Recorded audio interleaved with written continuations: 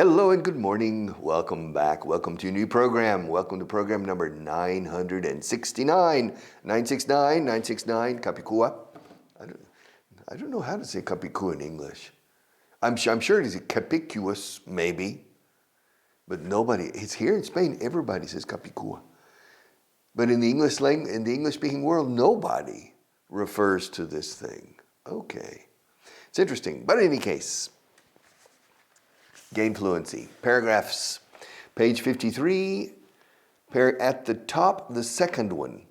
Aren't you getting tired? Aren't you? Aren't you? Aren't you? Aren't you? Aren't you? Aren't you? Aren't you? Aren't you? Aren't you? Primer hijo de Carmenchu. Aren't you? Aren't you? Aren't you?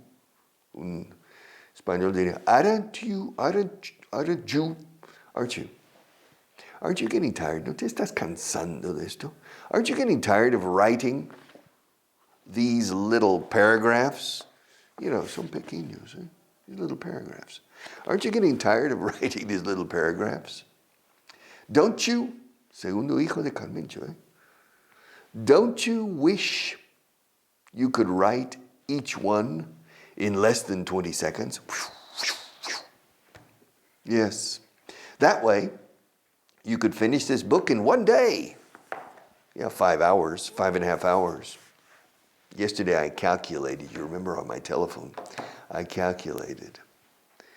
You know, this is paragraph 452. Probably, I had finished paragraph 451, and I said, I'm sick and tired. Yes, yeah, ni llega a la mitad. I haven't even reached halfway.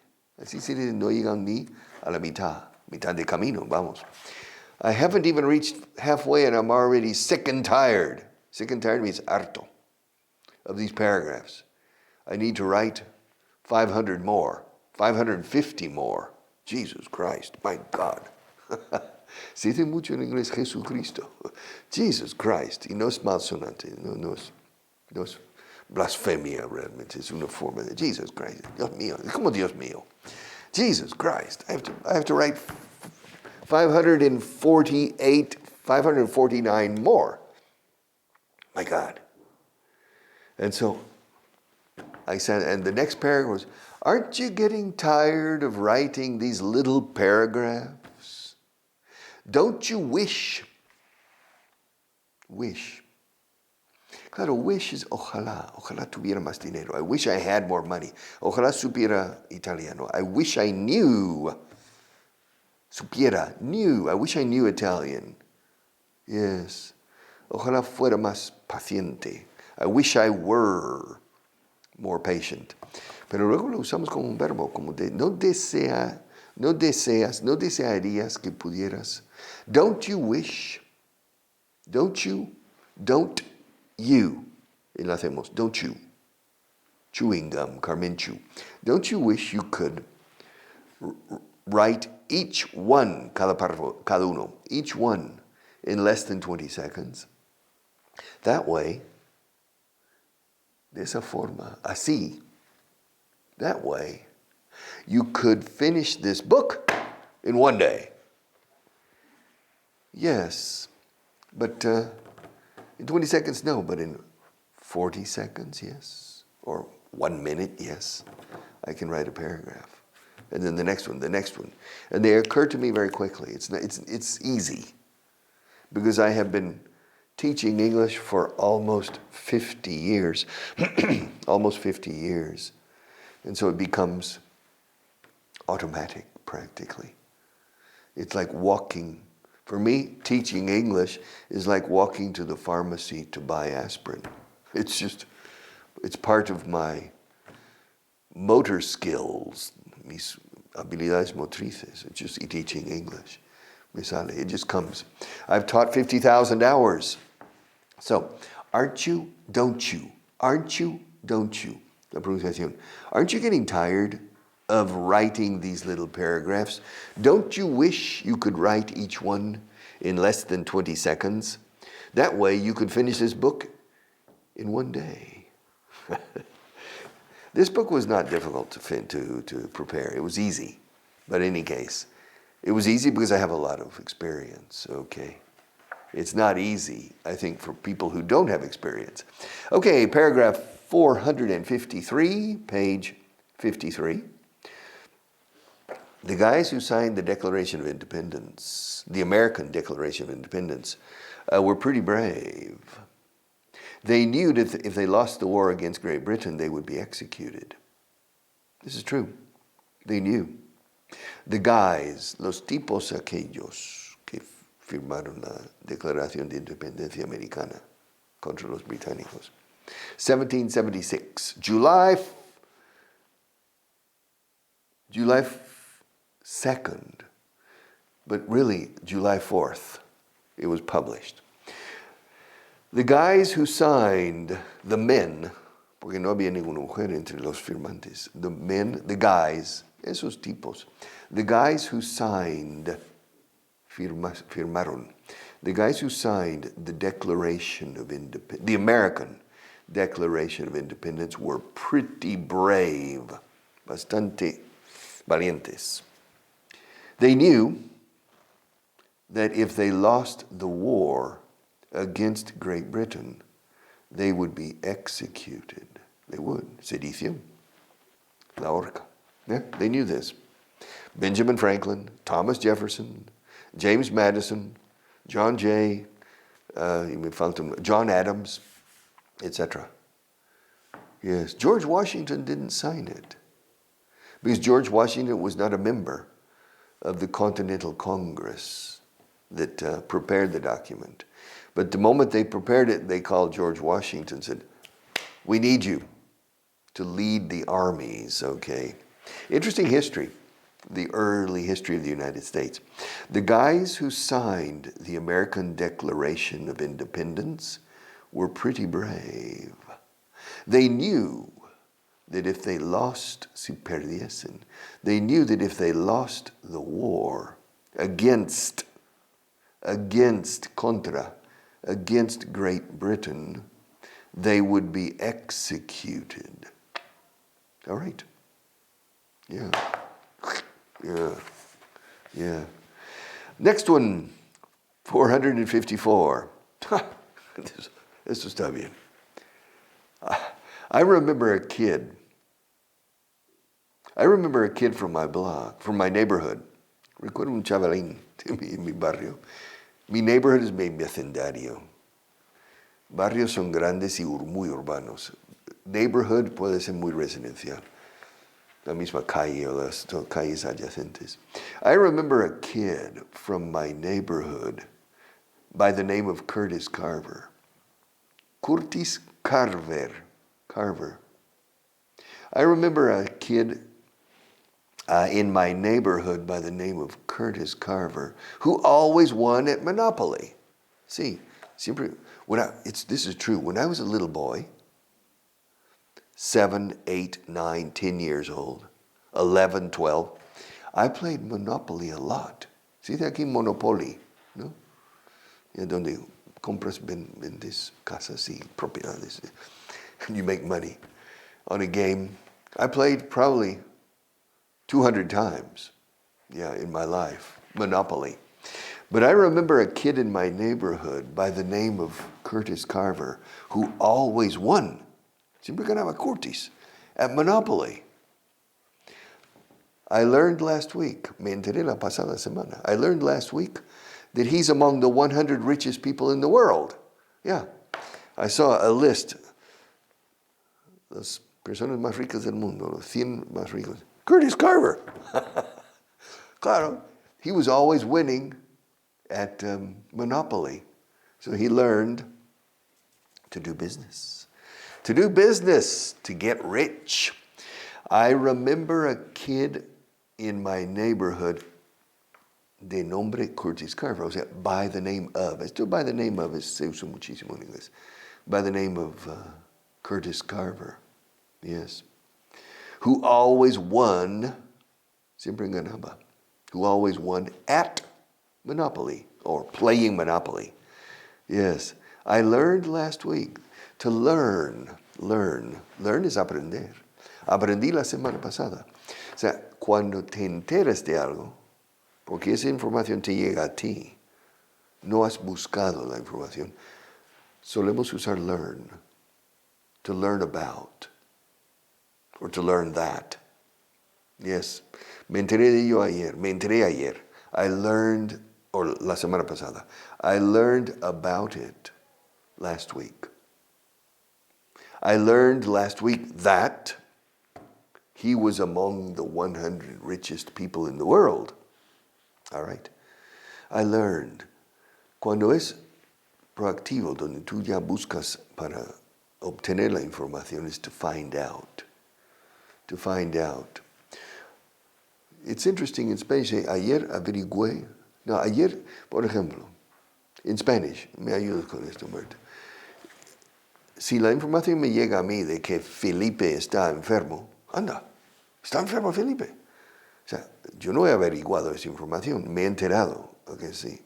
También pues supe ayer que ¿cómo se llamaba? El que está enfermo. I can't remember. Ok, Fernando está enfermo. Supe ayer que Fernando estaba enfermo, está bien, ¿no? Me enteré ayer, es lo mismo. Ok, averigüé. Parece que he ido a buscar la información. Okay. To learn and to find out. Ahora, to find out puede usarse. I found out yesterday that Fernando was ill. All right. But anyways, to learn se usa mucho cuando es pasivo y te llega la información. All right. I remember a kid in my neighborhood by the name of Curtis Carver who always won at Monopoly. Me acuerdo, jugando con él siempre ganaba. Carver. What? Hey, Carver! No le llamamos Curtis, no. Curtis. Strange, Curtis. We called him Carver. Hey, Carver! And Carver had the money. Hoteles, casas. And Carver always wins. Now he's among the 100 richest people in the world. So he continued applying his business knowledge to real life. I remember a kid in my neighborhood by the name of Curtis Carver who always won at Monopoly. I learned last week. Un británico diría, I learned, con una T. I learned last week that he's among the 100 richest people in the world. He's among. Remember the difference. Entre los 100 más ricos del mundo. Remember that among and between. ¿Recuerdas? Yeah.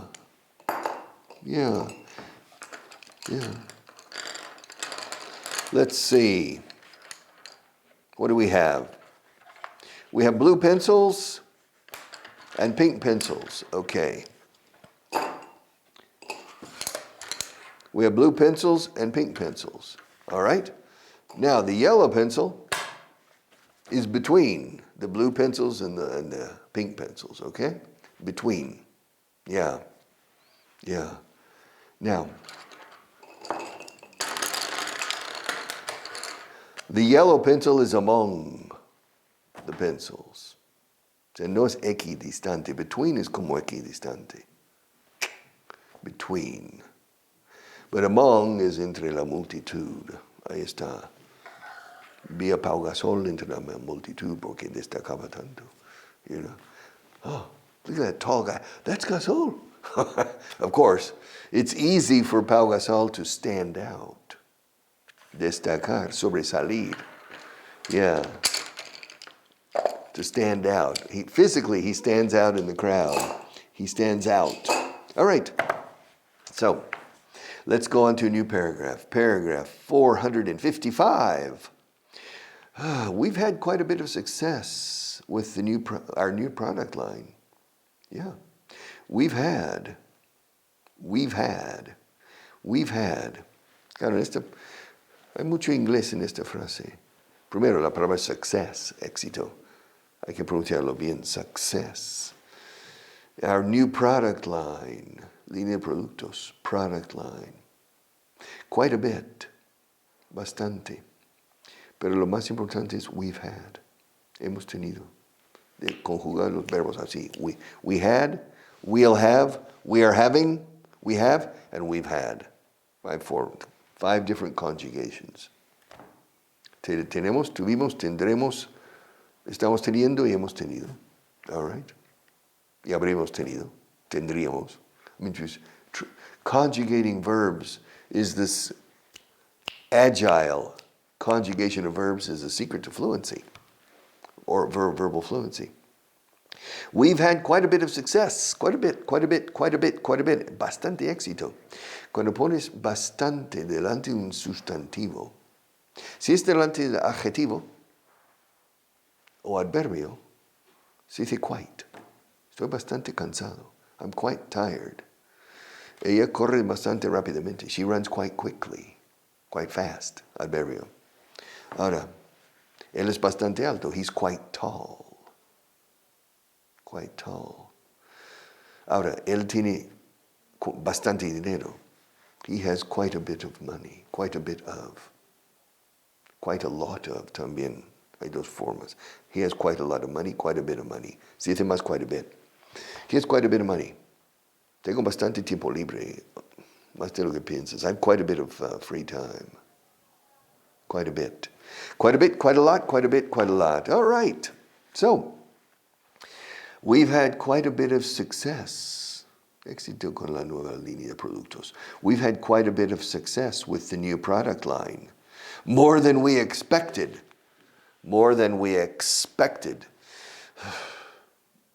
In the first month, we sold over 800 units.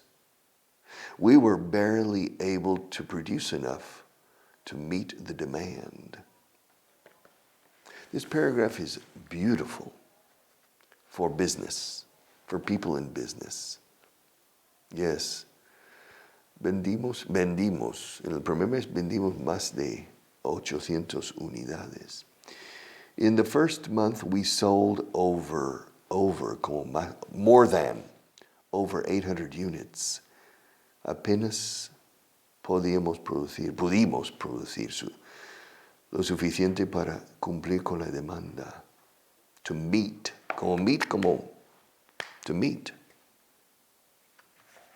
the demand. Afrontar la demanda. So, we were barely, escrito barely. Barely means por los pelos. We were barely able to produce enough to meet the demand. Enough units to meet the demand. We've had quite a bit of success with our new product line. Tengo un hipo. I have the hiccups. I've never had the hiccups on television. Yes. Wait. No, I'm okay. I think I'm okay. We've had quite a bit of success with the new product line. We've had quite a bit of success with our new product line. More than we expected. More than we expected. More than we expected. Yes, in the first month, we sold over 800 units. We were barely able to produce enough. We were barely able to, barely se usa mucho, barely. Apenas llego, cuando llego apenas. Okay, barely, I can barely see anything. With these lights, I'm going to comment, there's a camera there marked in the middle. Is it working? Yeah, I can barely see the camera because of the bright lights. I can barely. Y estos dicen, we were barely able. Apenas pudimos. We were barely able to produce enough to meet the demand. Sí, afrontar la demanda, cumplir con la demanda, satisfacer la demanda. Que hay una demanda inesperada. Wow, everybody wants my products. Everybody wants my books. Hey, produce more. Es que no damos abasto. We can't produce more books. All right. We were barely able to meet the demand. All right. The next one, paragraph 456. Wow. Wow. That's a beautiful ring. It must have cost a fortune.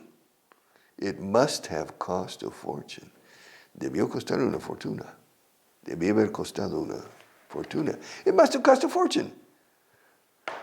It's on your fourth finger. Cuarto dedo. 1, 2, 3, 4. It's on your fourth finger. Hey, who's the lucky man? Si es una mujer. Y yo soy un hombre. Who's the lucky man? Huh? Yeah. Does that mean I'm out of the race? Eso significa que ya no estoy yo en la carrera para ganar tu corazón, Dorotea.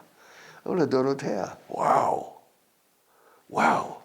Yes, wow, what a beautiful ring. And it's on your fourth finger. Who's the lucky man? Es un anillo de pedida, eh? It's an engagement. Probably, it's an engagement ring. Now, in the United States, the tradition is when the man asks the woman, darling, will you marry me? Yes. Will you be mine forever? And she says, yes. And then you open up the ring and you place it. It's a diamond ring. Diamante siempre. It's a diamond ring. And that is called the engagement ring. Aquí de pedida, ¿no? No es tan corriente aquí. Yeah. Do you have an engagement ring? Yeah. Yeah. She has a beautiful, wow. Deslumbra también. Eh? She has an engagement ring. And so in this case, wow, what a beautiful ring. Ah, no, dice, wow, that's a beautiful ring. Eso es un anillo precioso. That's a beautiful ring. It must have cost a fortune. Un gran pedrusco aquí. It must have cost a fortune. It must have cost. Esta gramática debía haber costado una fortuna ese anillo. O debió costar. It must have, debía haber, it must have cost a fortune. Yes, it must have cost a fortune. Wow, that's a beautiful ring. It must have cost a fortune. Yeah. It's on your fourth finger. Yeah. Significa que es de pedida. Si estuviera en esta, no. Or here, no. Or in the nose, no. Okay. It must have cost a fortune. It's on your fourth finger. Who's the lucky man? ¿Quién es el hombre afortunado que ha ganado tu corazón? Who's the lucky man? Who's the lucky man? Who is? ¿Dónde estoy?